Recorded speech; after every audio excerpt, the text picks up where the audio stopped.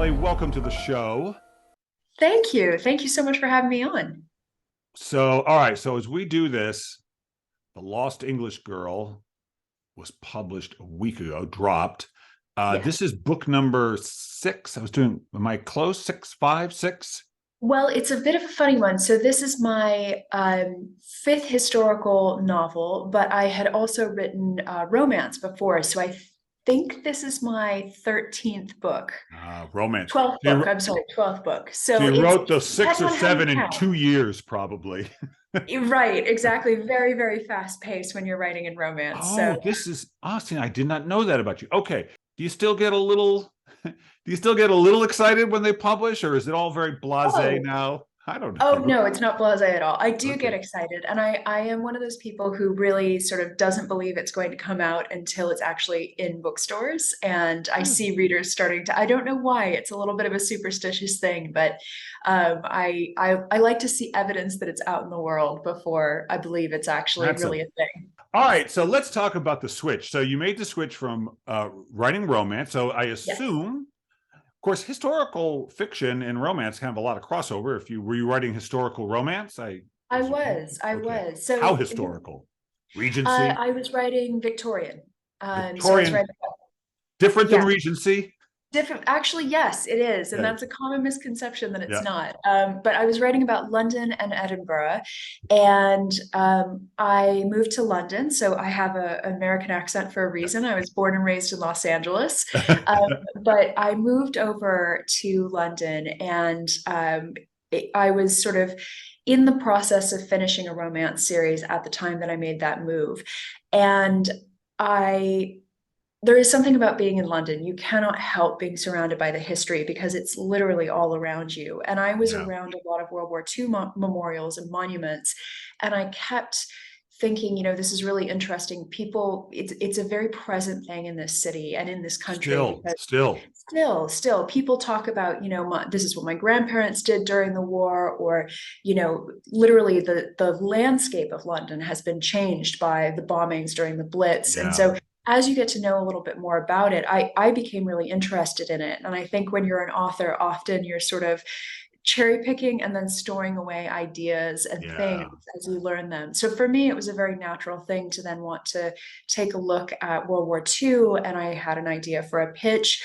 And it turned out that my publisher actually very serendipitously wanted somebody to write World War II British fiction. And that's what I was interested in doing. So it was kind of this perfect marriage of me wanting to make this change and them wanting me to make that change. All right. So, but romance has its own giddy up. So you had to kind of shift gears. You couldn't quite approach it the same way, right? You had to have a little, I'm sure similarities, but still you have to do it differently. Absolutely. The big shift for me was mostly focusing the story rather than on a relationship between two people. The story really became about, in my case, because I write predominantly about women during the Sure. war, and telling those stories, I really shifted into talking about a woman's journey from sort of where she is at the beginning of the book all the way through. So almost like coming of age. Right. Those Right. books that I loved so much when I was a teenager, it's Right. it's like that but in adult fiction. And so I think, for me, a lot of that focus means that sometimes there's romance in my books, but sometimes it's focusing on female friendship or familial relationships. I've written about Right. motherhood a few times, and so Right. it gives me some options and ability to explore different themes within my books. And then of course there's historical fiction is this huge umbrella, right? So It sometimes is. there's an element of mystery, sometimes we're talking about multiple POVs or dual timelines. There's so much you can do within historical fiction. And so when you switched over to the historical, did you think, well, I'll give this a try? And when you started, did you feel like, oh, this feels like my new home, or did you think, um, like how did you react to it? I really loved it. And I think one of the things that I really loved was there was an element that I hadn't necessarily been able to focus on as much as I wanted to before, which was female friendship and the development of relationships between women, Right.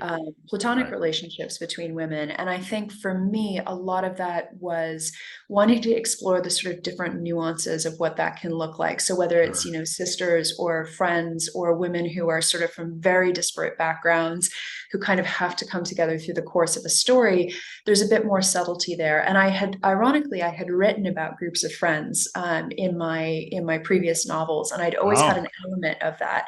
But now it was being able to pull it out and bring it much more to the center of the stage, and really focus on that in a different way.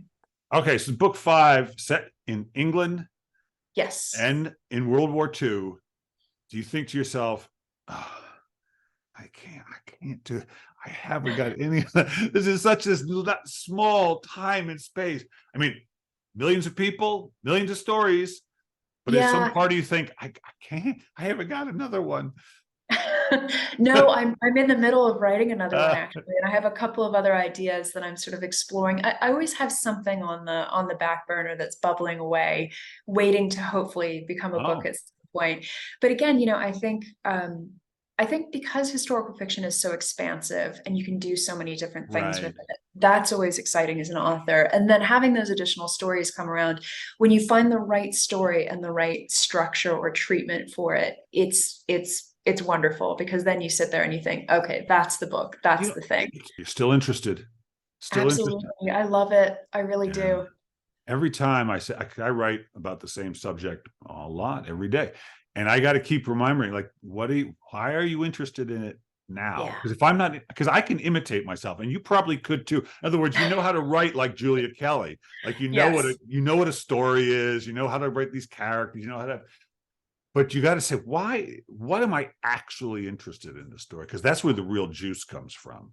Yeah. And I will admit, I'm an author who likes to play with timeline and perspective Mm, and form. And so, in nice. the book that I'm currently working on, which is very much a manuscript in progress, All right. um, I am writing a lot of it through letters, which is something that I've done a Ah, little bit with in the past. epistolary. Yeah, it's sort of bordering that. It's not Okay. entirely, but really working with sort of how do you tell this story for two characters who are going to be apart on the page for a Yeah, very long time. And of course, letters were the main form of that's of right. communication. So it's been fun. It's been, a letter is very different than prose, and so it's been a challenge in its own way. So are you there with, do you live with anybody there? Are you married? Are you Yes, I have a fiance. a fiance? So yeah, Oh, congratulations. Now, thank you very do much. you do you talk about your books with anybody, or do you keep it mum? I do like to chat them through with a couple of Oh, people. So my agent obviously knows what I'm working on, because it's important that she knows what I'm working on, okay. and my editor as well. But I'll chat with my fiance, and I also sometimes I come from a journalist background, so Ah, I oh, was a okay. TV news producer for a very long time. I did Ah, digital. I led a content team for a tech company when I moved over from journalism. So I have this background that is very, very collaborative and very feedback based. And so sometimes I'll turn around to my fiance or my sister or my mom or my dad and just be like, right, so this is where I'm stuck, and I just need to talk at you for a really? little bit until I Really? unstick myself. Oh my God. Mom, look at, it's already happening. They're making you British. They got you there. So is your fiance Absolutely. British?